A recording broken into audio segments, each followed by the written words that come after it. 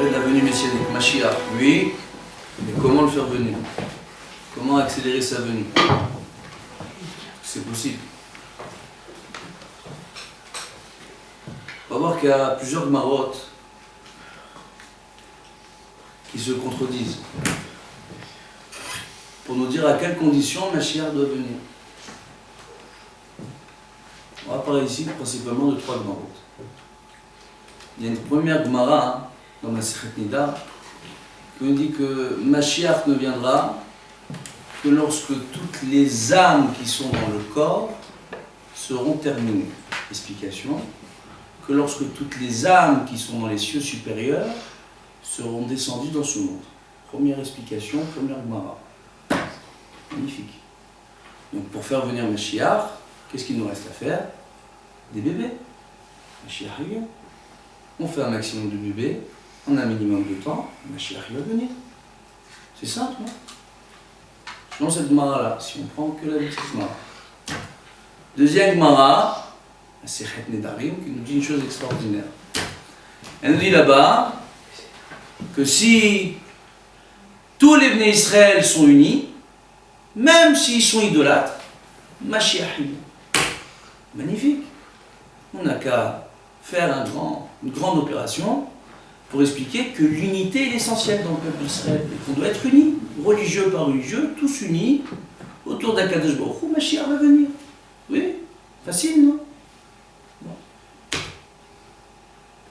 Troisième Gemara qui dit que pour Mashiach vienne, la Masechet Shabbat, Daf Kuf Yudbet, là-bas on nous dit quoi? On nous dit une chose extraordinaire. On dit que les Bnei Israël, il leur suffira de faire 2 Shabbatot de suite, qu'il chata, en connaissant correctement toutes les lois propres au Shabbat. À partir du moment où on voit ces 3 Gemarotes, après il y a d'autres Gemarotes, mais c'est ces 3-là qui nous intéressaient, où on prend ces 3 Gemarotes qui nous donnent les conditions pour la venue messianique, on n'arrive pas à comprendre. Soit pour que Mashiach vienne, l'unité suffit. Et même si on n'est pas tous des Talmidei Chachamim, on n'est pas tous des religieux, ça suffit qu'on fasse l'unité entre nous, qu'on soit unis. Ça va plus loin. Même si tout le peuple est idolâtre, s'ils sont unis, Mashiach vient. Pas besoin de la Torah, on peut être idolâtre, il faut être unis. Deuxième solution, que toutes les âmes qui sont dans le corps, déjà le langage de la Gemara, jusqu'à que se termine le singulier, toutes les âmes qui sont dans le corps. Un seul corps. On parle de quel corps? On parle de quelles âmes? On dit les nouvelles âmes. Très bien, il y a plein d'explications sur ces Gemara. En réalité, si on se penche un peu plus dans les mots, au niveau de la grammaire et la sémantique et la formulation, il y a des non-sens. On va essayer d'analyser. Quand on dit toutes les âmes qui sont dans le corps, on parle de quel corps à votre avis? Quelqu'un a une idée? On parle du corps d'Adam Arishon. Et que Adam Arishon, lorsque Dieu il a créé, toutes les neshamot de l'humanité, du clan Israël, étaient comprises dans ces neshamot. Et qu'aujourd'hui, toutes ces neshamot-là, divisées, subdivisées, en des milliers, des milliers, des milliards de corps à travers les générations, sont en train de redescendre dans ce monde. Donc en réalité, jusqu'à qu'on ait réparé l'âme d'Adam Arishon, premier homme que Dieu a créé. Donc, réparation de la faute originelle. Comment on peut réparer la faute originelle? En faisant descendre les âmes dans ce corps? C'est pas que ça. Il nous enseigne une chose extraordinaire. On a déjà entendu parler de la notion de Nitzotzot Akdosha, les étincelles de sainteté. On a déjà entendu parler de la notion que Rabbi Shimon Bar Yochai serait une étincelle de sainteté de Moshe Rabbeinu. On a déjà entendu parler de telles idées. Ça veut dire quoi? En réalité, Moshe Rabbeinu, à un moment donné, en enseignant, en faisant une mitzvah, quelle qu'elle soit, en enseignant la Torah, étudiant la Torah, faisant une bracha, à un moment donné, son âme, en faisant une mitzvah, a créé une étincelle de sainteté. Dieu a pris cette étincelle, on a fait une neshama. C'était Rabbi Shimon Bar Yochai. Il en a fait plein de neshamot. Donc qu'est-ce qu'on apprend de là? Peut-être qu'une des explications, comme le rapporte la Kabbalah, c'est de venir nous dire, peut-être, qu'en réalité, jusqu'à que toutes les âmes qui sont dans le corps soient terminées, jusqu'à que les Bnei Israël aient étudié la Torah correctement, fassent les mitzvot et créent un maximum d'étincelles de sainteté pour compléter l'âme d'Adam Arishon sous un angle sous lequel cette âme n'avait pas été créée avant la faute originelle, pour qu'elle soit parfaite et perfectionnée par nos mitzvot. Donc ça veut dire à partir de ce moment-là, qu'est-ce qu'on apprend de cette Mara? Que pour faire ce tikkun-là, qu'est-ce qu'il nous reste à faire?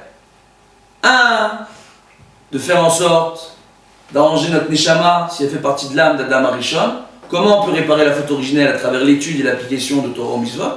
Ça c'est un. Et deux, de se dire qu'on doit faire des enfants, de ramener un maximum de juifs dans ce monde qui doivent être Iré Shamaïm, qui soient dans le Derech HaTorah, qui est la crainte de Dieu et qui étudie la Torah, qui fasse les mitzvot. Et trois, hein, de se dire dans toutes mes mitzvot que je fais, je dois être responsable et toujours avoir la bonne attention, la bonne kavana, parce qu'il est possible qu'avec ma mitzvah à ce moment-là, c'est pas toujours le cas, mais il est fortement possible que je crée une étincelle de sainteté, et de cette étincelle-là, on va créer une âme. Et si j'ai pas la bonne kavana, ou si je fais une avéra, je vais te créer une âme qui va poser des problèmes à Israël. Et si j'ai la bonne kavana et je fais la bonne mitzvah, je vais créer une âme qui va permettre la réparation de l'âme d'Adam Arishon plus rapidement. Donc on voit qu'il y en a 3 enseignements sur la Gemara de Nida. Magnifique. Maintenant la Gemara, dans ma Sechet Shabbat, on dit 2 Shabbatot. Alors hier on m'a posé une question extraordinaire dans un cours, on m'a dit que Kvod Harav, pourquoi on dit 2 Shabbatot et pas 3 Shabbatot? 3 Shabbatot, il y a une Chazaka. Les Juifs sont tous Shomer Shabbat. Pourquoi on dit que 2 Shabbatot dans la Gemara? Quelqu'un a une idée? Bon, on va répondre. Dans les Farshim, on dit quelque chose de très intéressant. On dit premièrement qu'en réalité, on ne dit pas qu'ils se fassent tout Shabbat, parce que c'est simple. On fait une grande pub, on prend des panneaux gérants dans tout Paris, dans le monde entier, et on dit maintenant, on va tous faire Shabbat. Super. Maintenant, de mettre une kippa sur sa tête, c'est bien. De laisser pousser la barbe, c'est mieux. D'étudier les lois pour bien les comprendre, c'est top. Une kippa, ça coûte, peut-être, en Israël, il y a une expression qui dit qu'une kippa, ça coûte 1 shekel, et une barbe, la faire pousser, c'est gratuit. Mais pour bien comprendre la Torah, étudier les halachot, c'est le top. Donc ça veut dire quoi? Ça veut dire qu'on nous dit quoi? Il ne faut pas vous contenter de faire Shabbat. On dit qu'il khata.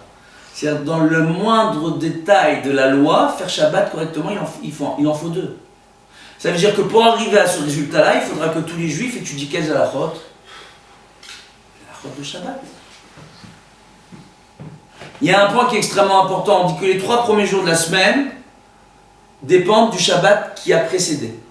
Et les 3 derniers jours de la semaine sont dépendants du Shabbat qui vient. Ce qui veut dire que toute ta semaine ne sert qu'à créer qu'une réalité qui est le Shabbat. C'est-à-dire que toute ta vie, tout ce que tu vas faire durant la semaine, c'est pour arriver au Shabbat. Nos maîtres de mémoire bénis, on voyait que toute la semaine, chaque jour, ils pensaient à un plat, à une étude, à un Dvar Torah qu'ils allaient utiliser pour le Shabbat, ou qui ne vivaient que pour le Shabbat. Quand tout l'homme Israël ne vivra que pour le Shabbat, Mashiach vient.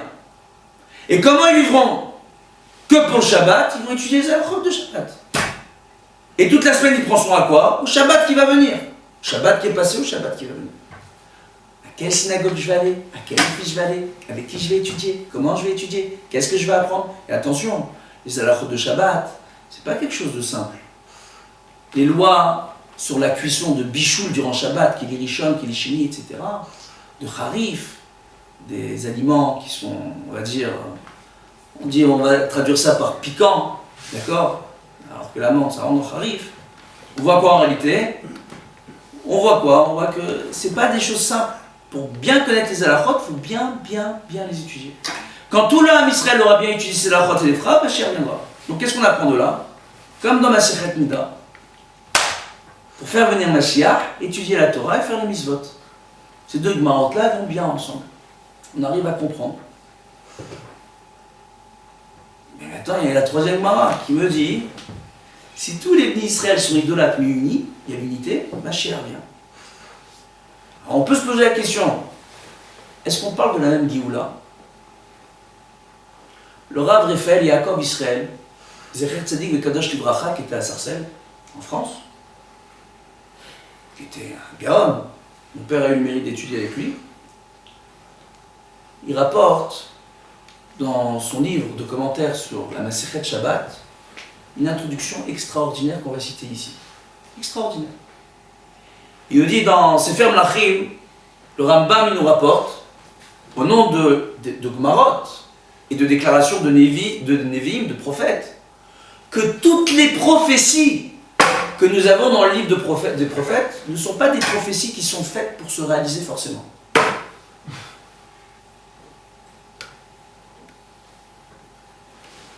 Rambam.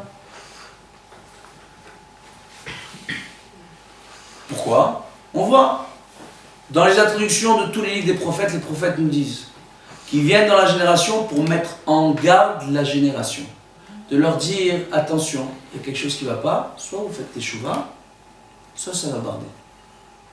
Donc ça veut dire que toutes les prophéties dont on nous parle dans le livre des prophètes ne sont en réalité que des avertissements. Est-ce qu'il est obligé quand dans Ishayahu, il nous avertit des temps messianiques et que 80% du Ham Israël va être décimé, qu'on nous met en garde contre la guerre de Gog ou Magog, que les gens aujourd'hui ils ont dit Gog ou Magog, c'était la première guerre mondiale, non, c'était la deuxième guerre mondiale, non, c'était la guerre du Vietnam, non, c'était la guerre du Golfe, la première, la deuxième, non, ça va être avec l'Iran. À la fin on ne sait plus. Quand va être la guerre de Gog ou Magog et on devient tous des Magog. Donc qu'est-ce qu'on voit en réalité? On voit en réalité que dans les Nevi'im, quand on nous met en garde et qu'on nous dit que si on ne fait pas attention, il risque de se passer certaines choses, ça veut dire qu'en réalité, à Kadosh Baruch Hu, le but de la prophétie, c'est de nous permettre à nous d'éviter les mauvaises sanctions. Le mérite du Ham Israël d'avoir eu des prophètes, c'est de les avoir eus pour être mis en garde, pour nous permettre de faire teshuva, comprendre l'importance de la Torah et des mitzvot, que c'est ça qui nous fait vivre et qui peut nous protéger. Comme c'est écrit ici, la Torah, c'est un arbre de vie pour ceux qui viennent et qui la soutiennent, pour ceux qui viennent et qui s'accrochent à elle. Ça veut dire quoi? Ça veut dire en réalité que la Géoula dont on nous parle, quand on nous dit, même si on est tous idolâtres, mais qu'on est unis, Mashiach il vient, c'est la Géoula durant laquelle toutes les sanctions, toutes les punitions et toutes les mauvaises choses contre lesquelles nous ont mis en garde les Nevi'im, c'est cette Géoula-là qui se passera. Parce qu'on n'aura pas fait Torah Mitzvot comme il faut. Mais la Géoula dont on nous parle dans Masechet Shabbat et dans Masechet Nida, c'est une autre Géoula. C'est une Géoula où 100% du clan d'Israël pourra être sauvé. Où 100% du clan d'Israël pourra faire Teshuvah. Où 100% du clan d'Israël pourra accéder au monde futur.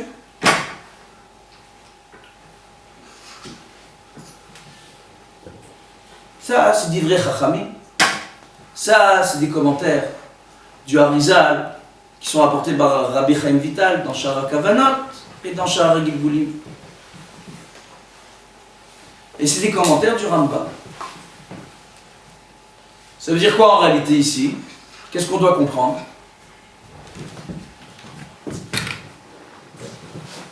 On doit comprendre, Béhémet, qu'aujourd'hui ce qui se joue, quand on a des tzadikim et des gdolim qui viennent et qui se battent depuis des générations pour que les Yehudim, les Juifs à travers le monde fassent teshuva, ils sont en train de leur dire, écoutez les enfants, Kadosh Baruch Hu nous a donné un cadeau extraordinaire qui s'appelle la Torah, qui s'appelle les mitzvot. Si vous n'y avez jamais goûté, essayez. Parce que si vous essayez et vous y prenez goût, les pires sanctions peuvent être évitées.